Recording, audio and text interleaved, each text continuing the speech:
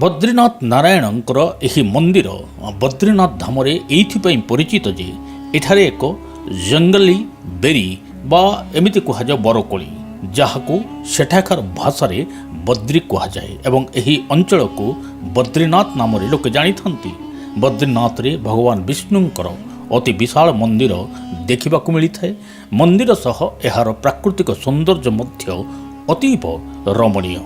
ଏବଂ ସବୁଠୁ ବଡ଼ କଥା ହେଲା ଏଠାରୁ ସାମାନ୍ୟ ଦୂରରେ ଥିବା କେଦାର ଘାଟିରେ ନରନାରାୟଣଙ୍କର ପାହାଡ଼ ମଧ୍ୟ ଦେଖିବାକୁ ମିଳିଥାଏ ଏବଂ ଏହା ଏକ ତପୋଭୂମି, ଯାହାକୁ ବିଷ୍ଣୁଙ୍କର 24 ଅବତାରର ଏକ ଅଂଶ ବୋଲି ଧରାଯାଏ।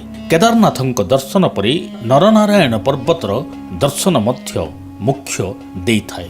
କେଦାରନାଥଙ୍କ ଦର୍ଶନ ପରେ ବଦ୍ରିନାଥ ଦର୍ଶନ କୋଟି ପୁଣ୍ୟର ଫଳ ମଧ୍ୟ ଯୋଗାଇଥାଏ ଏବଂ କେଦାରେଶ୍ୱର ଜ୍ୟୋତିର୍ଲିଙ୍ଗଙ୍କୁ ଦର୍ଶନ କଲାପରେ ବଦ୍ରିନାରାୟଣଙ୍କ ଦର୍ଶନ କଲେ ଅତ୍ୟନ୍ତ ସୁଫଳ ମଧ୍ୟ ମିଳିଥାଏ।